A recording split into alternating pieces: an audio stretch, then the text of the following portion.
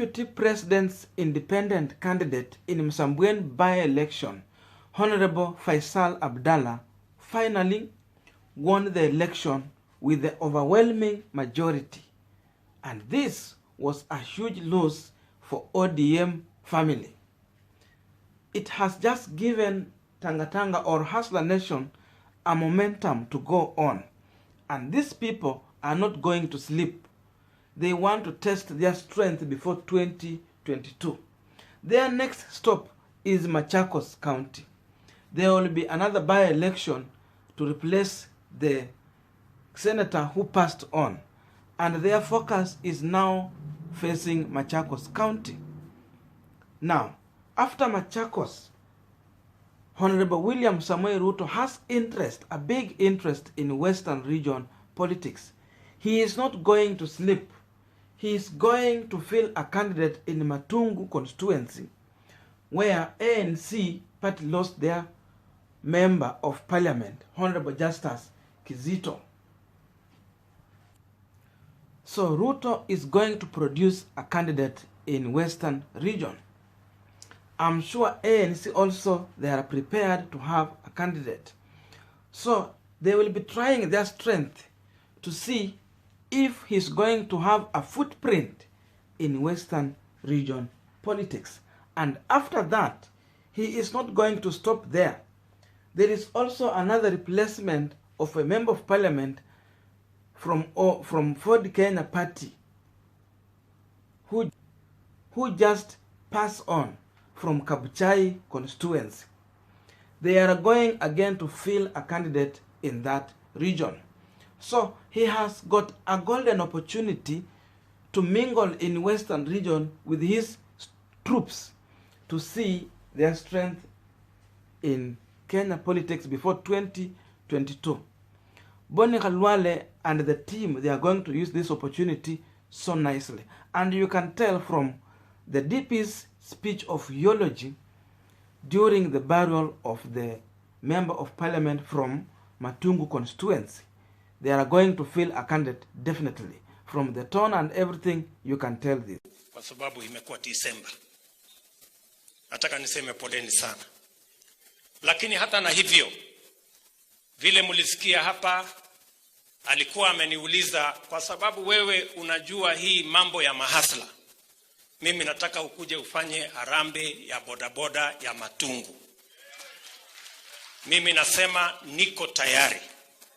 Mwezi wa pili ama mwezi wa tatu nitakuwa hapa kufanya kazi hiyo kwa watu wa bodaboda, sako ya bodaboda ya hapa Matungu.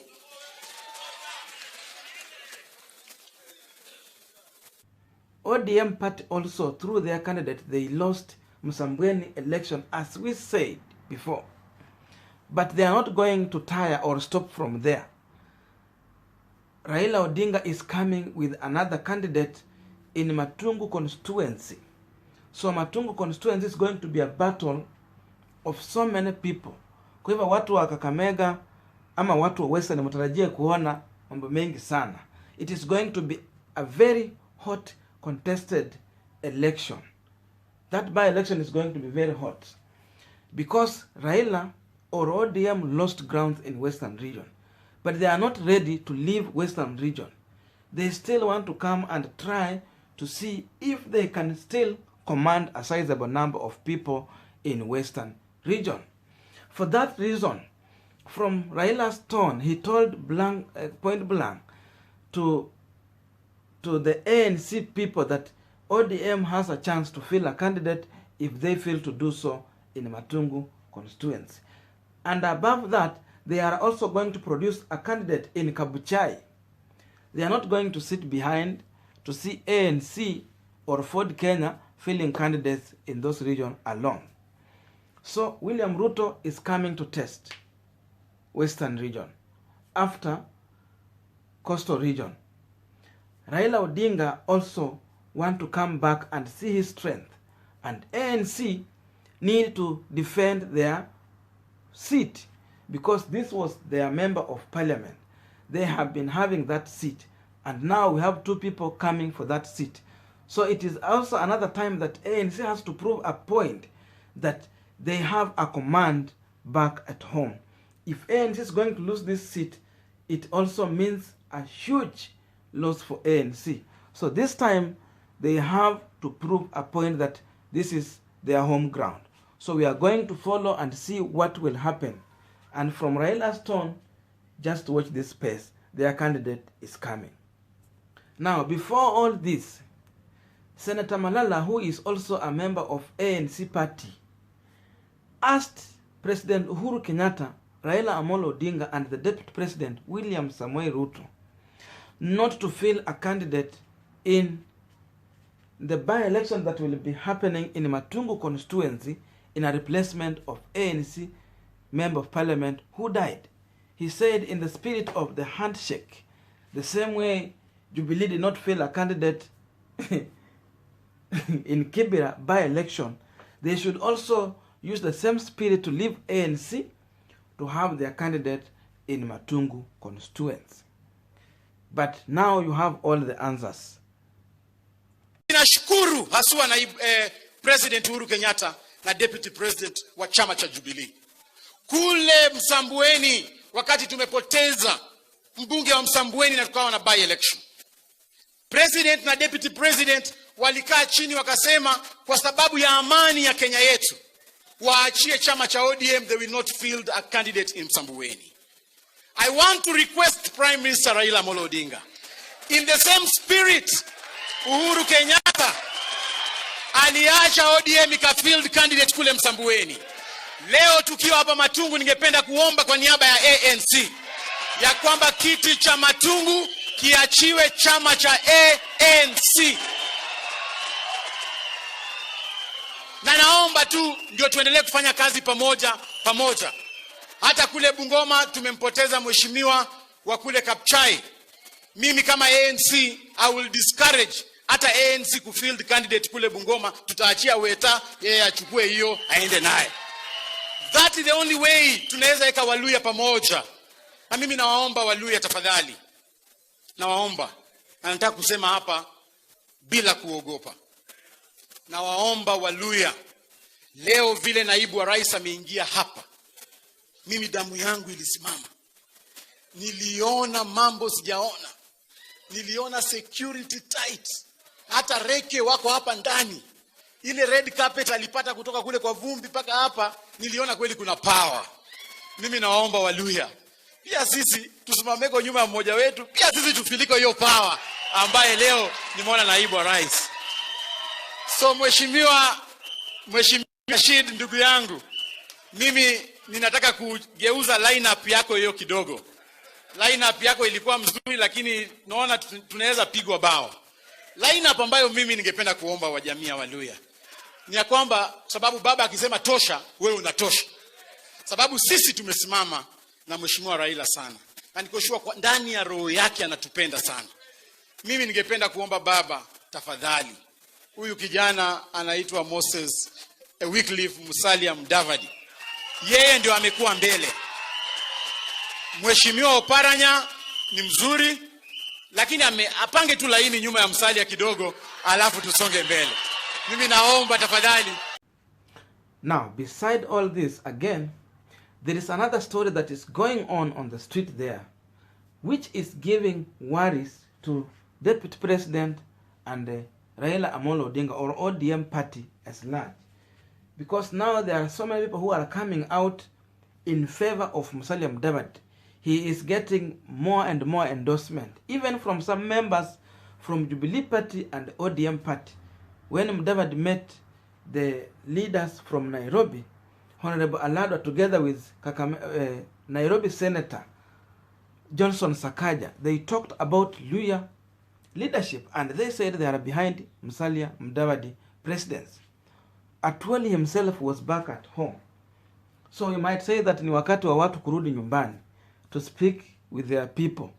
And all this is just bringing a problem to the people who had a lot of hopes in division of Western region politics so that they can have a pass-through or a breakthrough after all those divisions. But now it is coming to settle down that even Musalia Mudavadi himself, together with Senator Wetangula, they are closely working together, and they might have a single party or working closely together between Ford Kenya and ANC party. We are going to follow and see what is going to happen outside there. But right now, if Musalia Mudavadi is going to consider moving ahead to work with these people and grab this opportunity properly, package himself nicely, then he's going to be a person whom people are going to look at in the next election.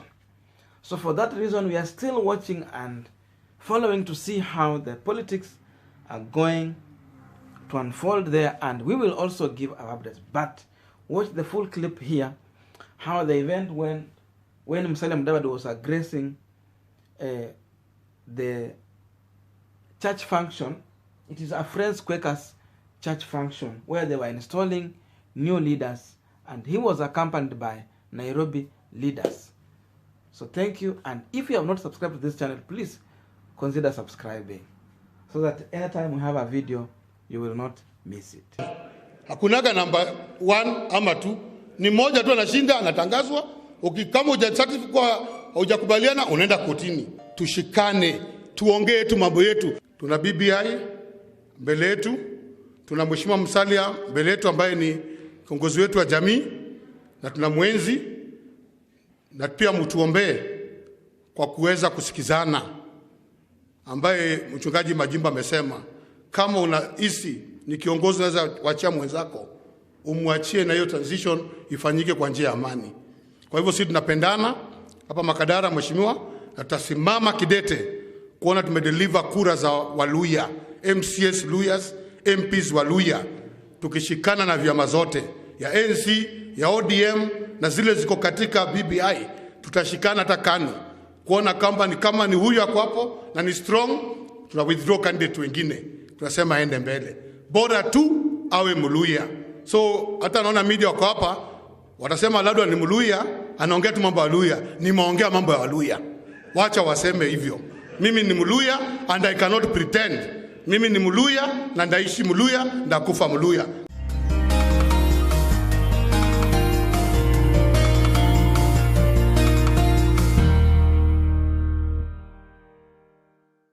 I want to tell you, ukiniona hapa, ukiona Aladwa, ukiona Stazo, different political parties, behind Musalia Mudavadi, we are going to shock this country by our unity as a people. Our unity will be our marching anthem. Mheshimiwa Musalia, I said it the other day, I thought maybe you didn't think I was serious, and I have repeated it. Na stand tumezungumza. Unajua hapo awali, because Musalia ataweleza is also my kotsa, kabisa. Where we come from is where his mother comes from. He is my uncle. Na alikuwa ameniuliza hapo awali, tulikutana in Philadelphia during the Democratic National Convention. Na mama akaniuliza, Mama Tesi, how comes you're not supporting your own uncle? Nikamwambia, unajua hata kwa Biblia, hata Joseph aliuzwa na ndugu zake. Si ni kweli? Yusufu pia aliuzwa na ndugu zake. Alafu pale alienda akakuwa prime minister. Wakati kwa na shida, yeye ndo akasaidia nyumbani. Si ni kweli? So wakati huo anaanza Musalia, at that time nikiwa na miaka 20, tungekuwa na wewe ningekuwa tu bodyguard. I would have just been a bodyguard in UDF. Singekuwa chairman wa chama inayotawala, ambapo wakati huo nilikuwa chairman wa TNA, National Party. Bali nikamwambia contract yangu iko na Uhuru Kenyatta. Na hiyo contract ni mpaka 2022. Siwezi ruka Uhuru Kenyatta. Because I am a man of principle, I am a man of my word. But your contract sitaisha. And after that, I am 100% fully behind Musalia Mudavadi. And that is the way we are going. So vile Limono amesema, unajua Musindi, Emmanuel Musindi anasema Sena Luanyi. Sena Luanyi. Kanyanga Kenya. We are behind you. Hii mkutano ya Vihiga na Bungoma na wapi hiyo wachana nayo sasa. That one, our unity is assured. Nimeongea na Weta saizi. My colleague Senator Wetangula. Na ameleta salamu zake. Mnapokea? He is on that line. And our first test of unity, amesema, Matungu constituency tulipoteza ndugu yetu. Ford Kenya and ANC will have one candidate. Na tutaomba sana sisi pia ambao tuko Jubilee, we support our candidate. If we are uniting behind Jubilee na tunasaidia Jubilee in BBI, they should also help us back at home. Si ni kweli? Wasitulete candidate, Alado aongea na ODM pia, ataki candidate ODM, watu wachie huko ni nyumbani. The candidate we choose between ANC and Ford Kenya awe candidate wa Matungu. Tunazika ndugu yetu Mukwe wa Kabuchai next week on Saturday. Pia hapo Ford Kenya and ANC must be united. Because that unity is what is going to transform our people. So hiyo mambo mengine ya squabbles imeisha, and we shall enter the promised land. Jambo ambalo ningependa kugusia kwa sababu nimesikia ikizungumziwa ni mambo ya BBI. I think it comes at a time that a generation must make a decision. That the most important thing is our unity. Na vile naongea tu mambo ya unity, hapo ndio tuko. Kama kuna njia ambapo itatuleta pamoja, na Mheshimiwa Musalia, you remember I was not very happy with the second report of BBI. Tukakaa pamoja kwa sababu, na nimefurahi nyinyi ni watu wa Nairobi mko hapa. Nairobi County ilikuwa imechukuliwa katika BBI 2. Walisema transfer of functions iwe permanent. Nairobi ikuwe kama department ya serikali ya juu. Nikasema mtu wa Nairobi ako na haki ya kupata devolution kama mtu wa palipopote pengine katika taifa letu. And you do not solve a temporary problem with a permanent solution. Kama tumekuwa na shida kidogo wakati huu, you don't solve it with a permanent solution. Nikalilia Mheshimiwa Musalia, you remember we spoke. Tukakaa chini na Jacob Raila Odinga, tukakaa chini na Rais Uhuru Kenyatta. And I'm happy in this version of BBI, Nairobi County inabaki as a full county 100%, ambapo itakuwa na ugatuzi full ili watu wetu waweze kupata haki ambayo wanastahili. Pia tunaongezea constituencies 12, tuwe na 29 constituencies. Sio tu kuongeza gharama ya uongozi, but imagine ninyi watu wa Nairobi mara ngapi mnatafuta basari kwa CDF mnakosa kwa sababu tuko wengi. Mbunge mmoja kama Alado anakuja bunge, amepigiwa kura na watu 1,100, ako na kura moja kwa bunge, alafu unapata mbunge mwingine ako na kura 5,000, pia yeye ako na CDF ya 150 million. Kuna watu wengine CDF yao inapeleka watu mpaka basari ya huko Uingereza kusoma university. But hapa Makadara ni 5,000, 10,000. With those new 12 constituencies, hata hii Maringo inaweza kuwa constituency. Si ni kweli? Because representation is about the people, equality of the vote. So because of that, sisi Nairobi tuko nyuma ya BBI. And what we are saying, and thank you for your clarity, hakuna kitu muhimu kama kiongozi ambaye ako na msimamo. Mheshimiwa Musalia, you have stood firm. The time for negotiations na story mingi imeisha. We want to move together and we're listening to everybody with their views. But a decision must be made. Kuna wakati lazima uamuzi ifanywe. And as the president said yesterday, each generation will have its chance kuleta mabadiliko. For now, this is what we have. Let us move together towards now civic education, tuelimishe watu wetu, what good this brings. Mimi nimefurahi as a senator, na nakuja hiyo mambo mmeuliza Nairobi. I will tell you because my stand is always open and clear. Me, I don't hide my cards under the table. Mimi ni mtu wa kusema ukweli. Yeah? Mimi ni mtu wa kusema ukweli. This year muliona tukipigana sana kwa Senate.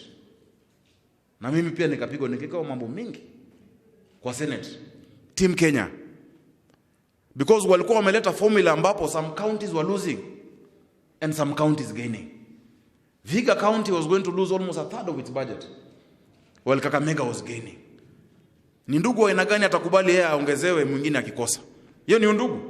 And that's why I thank Senator Malala akasimama na Vihiga. Almost 18 counties are going to lose money, yet we are saying BBI tunasonga mbele pamoja, tukashikana as Team Kenya. We said we must have a united country na inawezekana kuongezea kaunti zetu. Hiyo vita ilikuwa ngumu. Sio rahisi kushindana na serikali. Mara 15 watu wanashikwa, tumejua mabuti ya Subaru vile zinakaa, tumejua Marcel vile zinakaa. But as a leader, and I remember that time I spoke to my father. As a leader, never be afraid to be misunderstood. If your conscience is clear and you're doing the right thing, do it. They will understand later. Saizi ile proposal ya BBI na ile formula tulipata, because Nairobi tulikuwa tunaongezewa 100 million, county 100 million. Mimi nikapigana, nikatukanwa, nilekewa billboards, nikaambiwa mimi ni msaliti, but we got 3.3 billion more on top of that 100. And now Nairobi is getting 19 billion.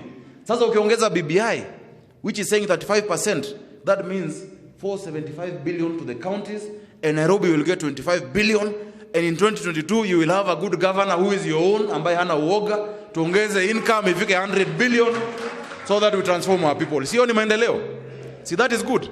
So that is the route we're going. So msiwe na wasiwasi mambo ya impeachment ambayo imekuja kwetu. Nimesikia Stazo vile umezungumza, you voted to impeach the governor.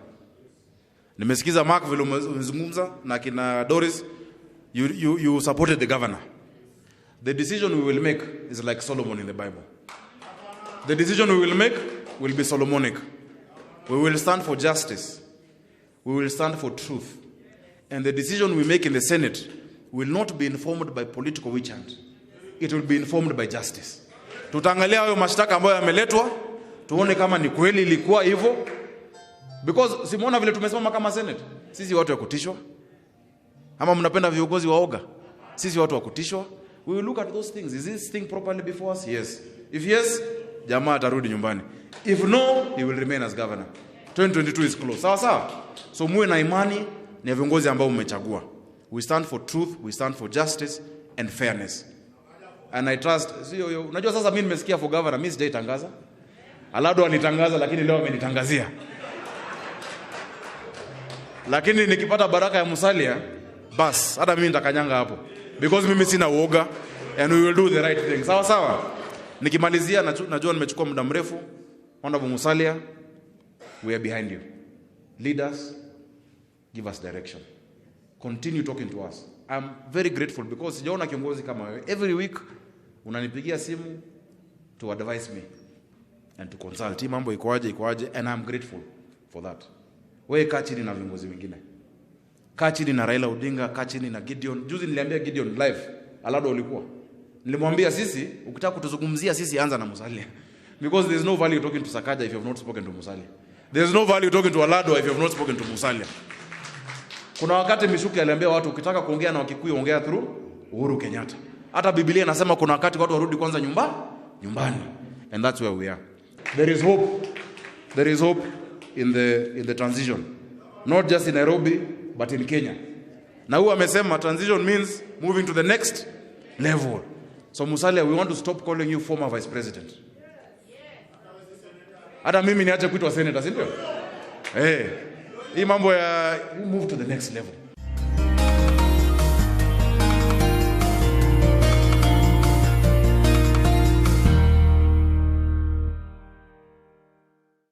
Lakini mimi nimekaa chini nikajiuliza kwa sababu watu kuongozwa na Musalia ungefika Canada. Na mimi Musalia nataka kukuambia mimi kama Mark, you are the senior most. Umekuwa vice president, umekuwa deputy prime minister, umekuwa waziri wa finance. So sisi tutakusupport. Na ndugu yangu Zakati, Mungu endelee kuonekania. Wewe ni kiongozi ambao unashikanisha watu. Na wewe na Mudavadi. Hata sasa hii mambo ya BBI watu wanashindwa tuko pande gani. Lakini Mudavadi anakuongelesha vizuri. Anasema amani ndio kitu ya maana. Si ndio? Na chama ANC nasema nini? Naitwa Amani National Congress. So Mungu endelee kuwabariki sana na mshikilie mtu wenu. Unajua kama vile nimesikia pastor akiongea hapa. Umesema vizuri. Hii Friends Church kama haina wafuasi hamwezi shikana na kanisa zingine. Hapo namna gani? Nyinyi Waluya shikaneni na mkuwe na kiongozi wenu Mudavadi na sisi tutawajoini. Mungu endelee sana kuwabariki na tutaendelea kushirikiana.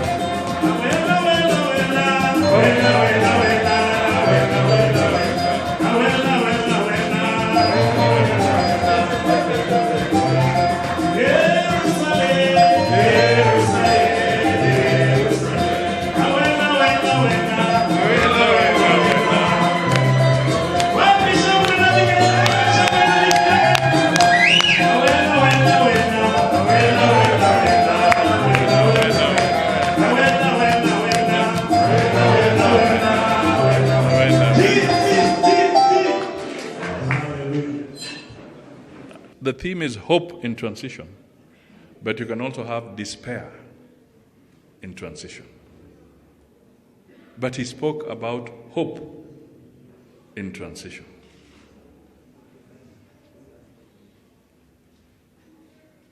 So that even in transition, there must be an ambition for a higher calling. An ambition for a higher calling in that process of transition. We cannot say that we want to transit from an independent nation to a colonized nation. We must transit from a colonized nation to an independent nation, not the other way around. Kwa hivyo, tukienda kama Kenya, we know that we have elections every 5 years because our constitution has made arrangements for a transition process, a legal transition process, a constitutional transition process. Na ndio kwa sababu tunakuwa na uchaguzi baada ya kila miaka 5. Na hapa kwa kanisa mko na transition every 3 years. Because the constitution does that.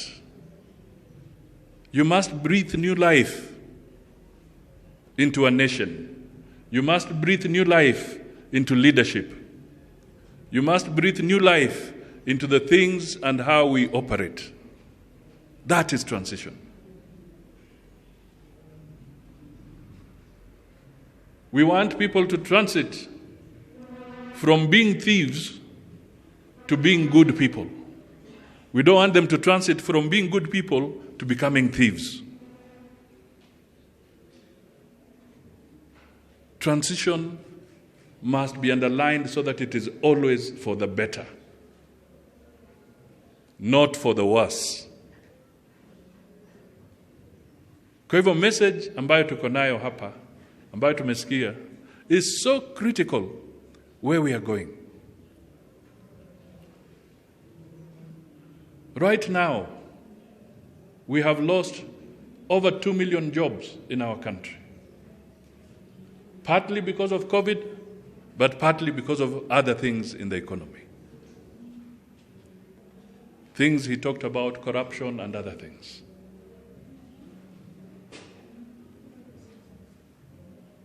We have become a heavily indebted country. Our public debt is now 8.4 trillion. 8.4. And I know this parliament not too long ago had raised the ceiling from 6 trillion to 9 trillion.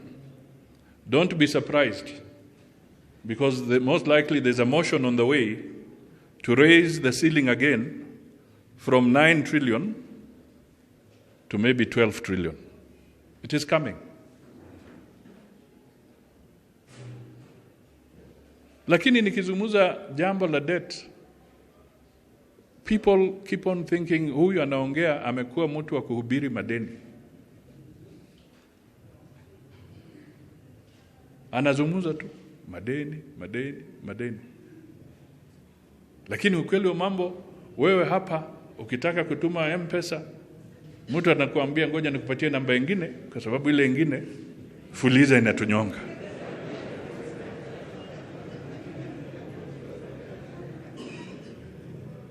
Subiri kidogo nitakupatia namba nyingine. Kule juu sisi hapa mwananchi na shida ya fuliza ndogo ndogo. Lakini kule juu serikali inafuliza madeni makubwa makubwa.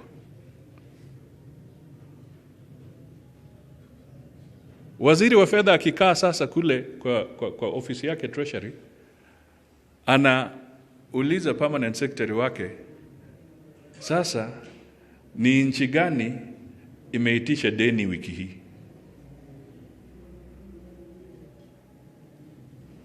Ama ni shirika gani limeitisha deni wiki hii? Sasa yeye anafuliza makubwa makubwa kule. Na tukizungumza hiyo fuliza, yale makubwa yanakuja kwenu kama ongezo kwa ushuru. Kwa sababu serikali haina pesa, ni lazima itafute pesa, na itapata wapi? Kwa ushuru wa mwananchi. Ndio kwa sababu bei ya petroli inaenda juu, ndio kwa sababu diesel inaenda juu, ndio kwa sababu bei ya stima inaenda juu, ndio kwa sababu kodi kwa zile nguo za mitumba ambazo zinakuja inaenda juu. Kwa hivyo there is a direct connection ya hizo fuliza kubwa na yale unapata pale chini. So you cannot afford to be a bystander. You cannot afford to be a bystander. And the opportunity is now availing itself in the 2022 Constitution for you to move away from being a victim to becoming part of the solution. Sisi sasa tuanze kupeana jawabu kwa Kenya. Na kwa Kenya, the pastor said, choices have consequences. Mimi nasema, it is true. If choices have consequences, it means choices matter. Your choice matters.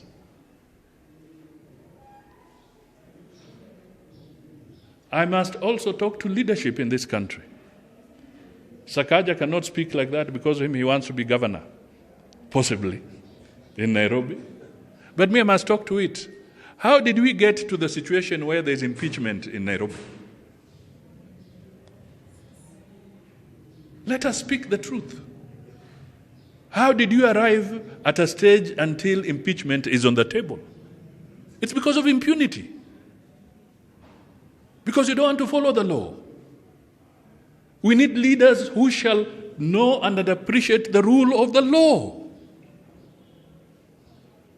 If we continue making the mistake and saying that because I'm popular in the streets of Nairobi for this week, I can disregard the law of the land, then I am the one who is planting the seed of impeachment. When you're a governor somewhere, it is not personal property. It is a public office. You owe the responsibility to the people of Kenya and the people of the county that you represent to show them that it is a public office.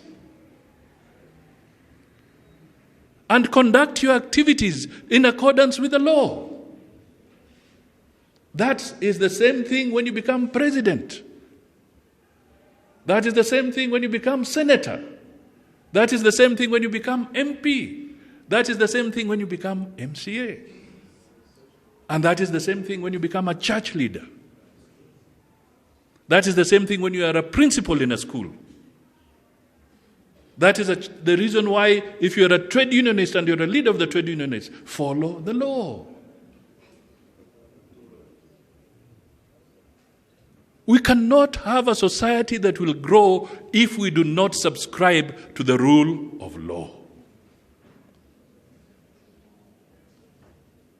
So as we go forward, ladies and gentlemen, if we want to transform this country, let us be honest with ourselves.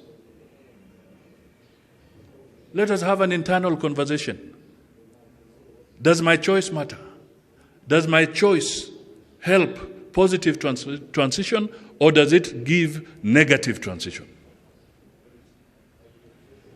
What you do, what you say, is it for a positive transition or is it for a negative transition?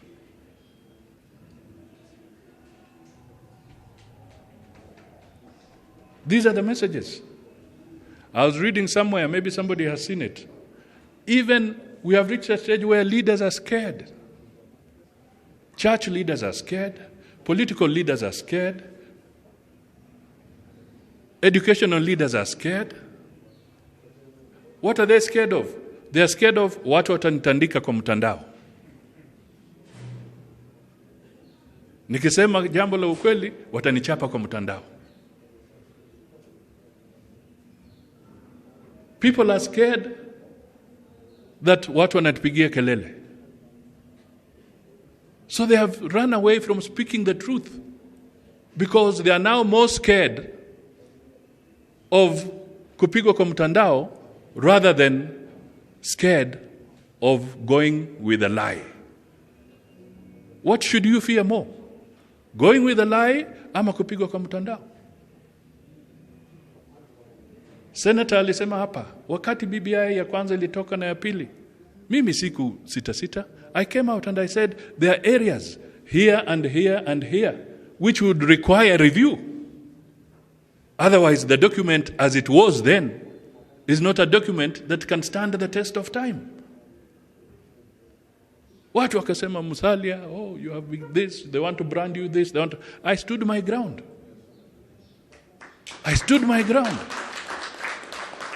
And the document that came out, the one that I was now putting a signature to at KICC, was now an amended document.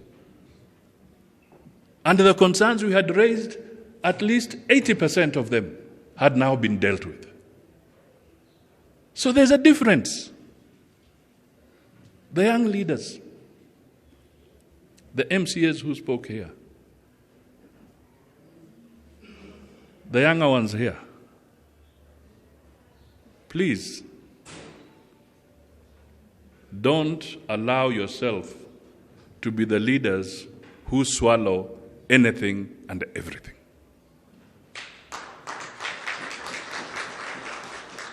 Don't allow yourselves to be like that.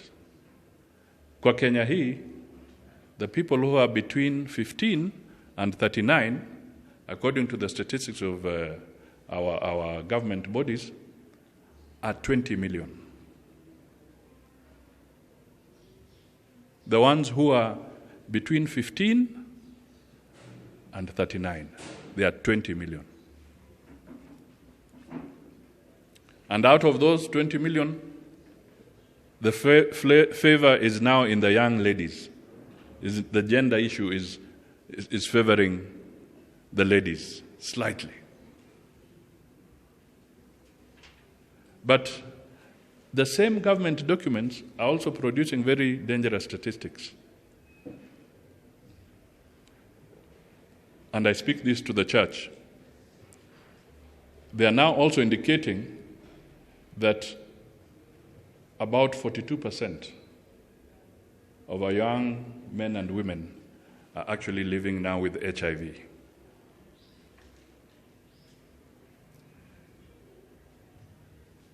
This is a dangerous trend. So we are fighting COVID here. But on the other side, other opportunistic or terminal ailments are beginning to grow because our young people have, and even Kenyans in total, have dropped the guard. We have forgotten that there were such challenges. They are coming back. And they are coming back with a vengeance. Just the way the second wave of COVID has come back much more stronger than the first wave, let us be careful that things like HIV are coming back with a stronger wave, and they're beginning to decimate our young people. So we have an agenda. And we also have to deal with this economy. Ndugu, Nadada, and fellow Kenyans, I'm telling you, if you do not put in an administration in 2022 that will focus on economic recovery, we are in serious trouble as a country. And that is why, to me, the message about BBI is very simple. We have debated it for 2.5 years. Vile wenzetu wamesema hapa, Sakaja and Aladwa, for 2.5 years we've debated it. Wacha hii kitu ikuje, watu wapige kura, we go this side or that way, we finish, tuende kwa mambo ingine. Let us start telling people how we shall recover from the crisis that we are facing. Lakini hatuwezi tuseme tunaendelea ati tunataka tuwe tunaongea BBI until 2022. Hapana. My brother, the MCA there, he must tell people what he did and what he intends to do in 2022. He cannot be telling them BBI now, BBI tomorrow, BBI 2022. Hiyo hadithi tumalize. Tumalizane nayo. Juzi nilisema ni kama boil. Ile imeiva. You know a boil? When a boil imeiva, una prick and then you lance it, unafinya. You lance the boil until it comes out. Na nyumba yake. Then you start healing. Where we have reached, this debate around BBI imekuwa kama hiyo boil. We must prick it, lance it, tutoe, mkono ipone, ama kama ni matako ipone. Ama kama ni hapa. Because we all, as a human being, if you have not experienced a boil, you are a very lucky person.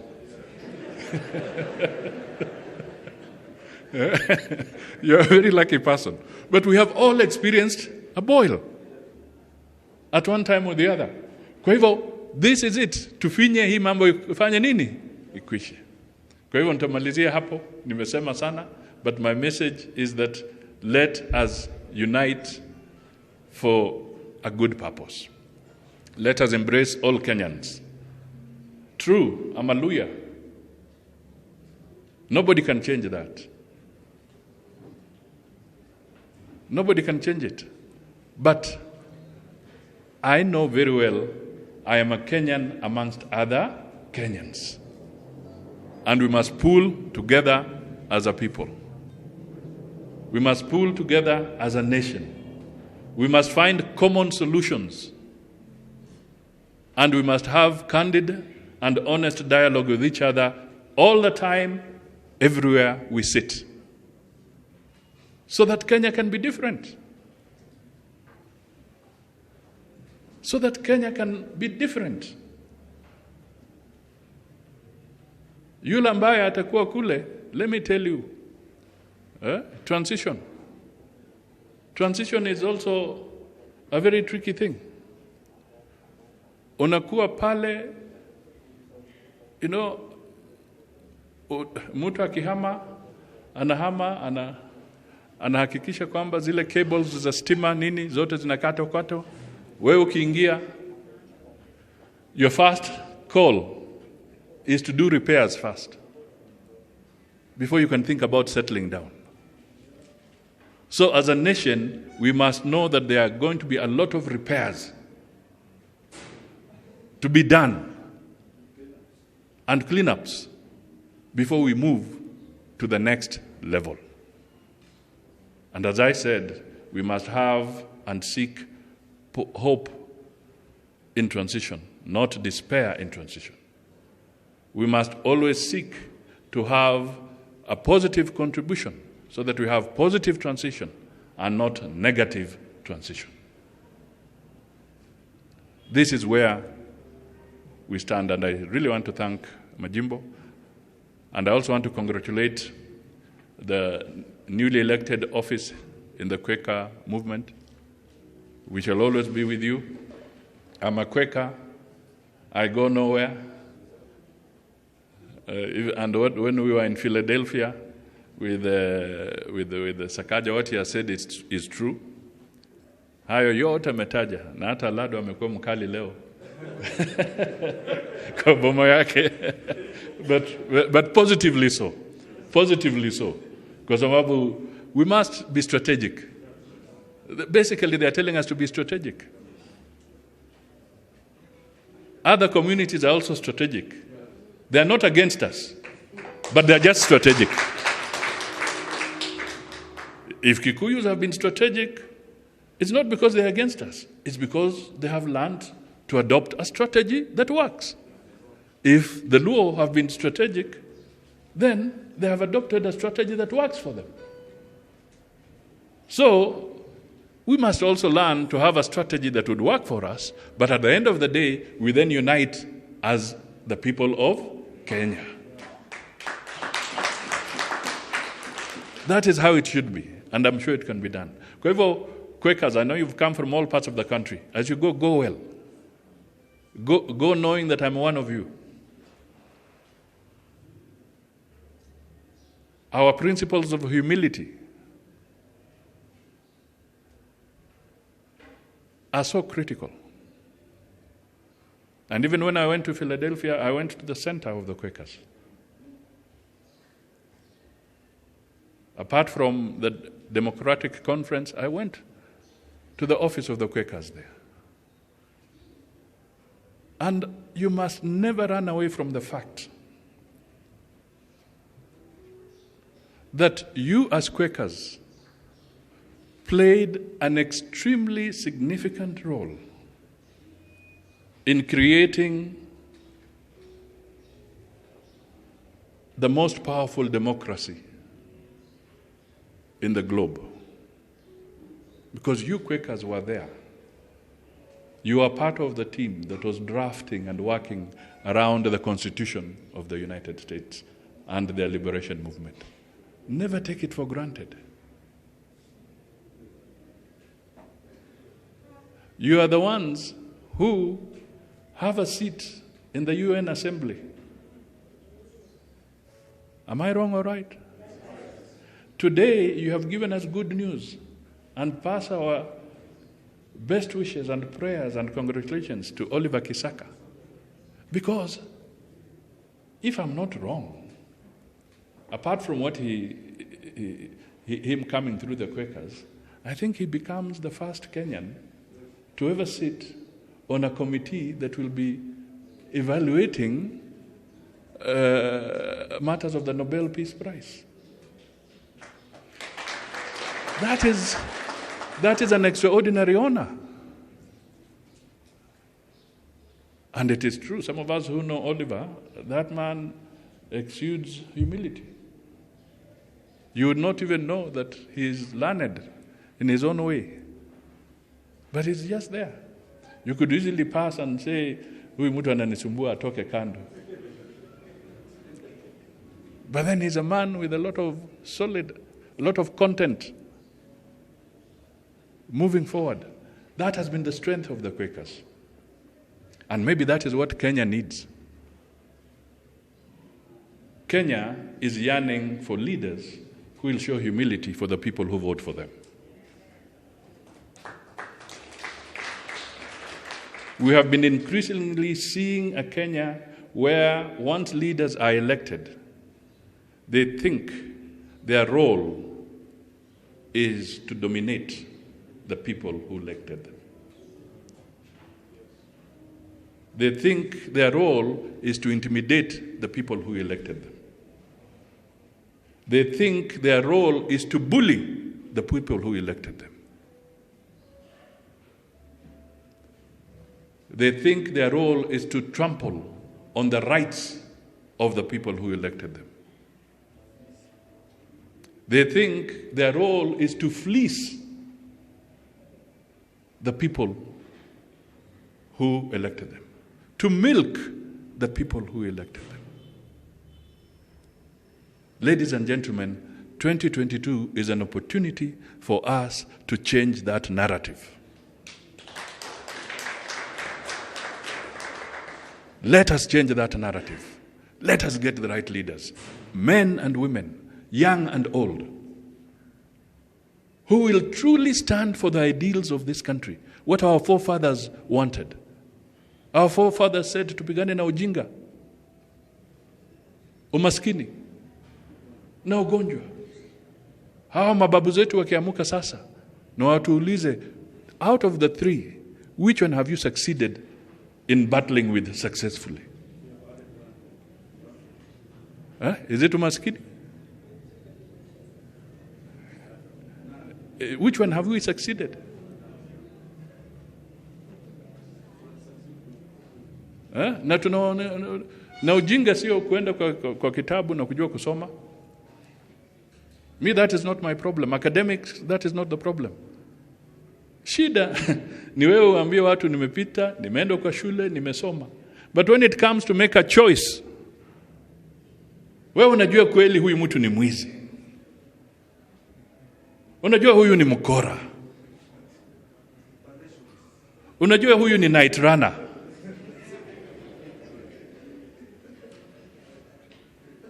Lakini unampigia kura na unasema ulisoma. Hai. Quakers mtuombe. Mtuombe. This is where our problem lies. But we can change it. And I'm confident we can change it. Through the grace of God, we can change it. Thank you. God bless you all. And as Quakers, I'm always there for your programs. Wherever they are, whatever they are, always know, as one of you, you can call on me at any time. Thank you and God bless you all. And Merry Christmas to you all.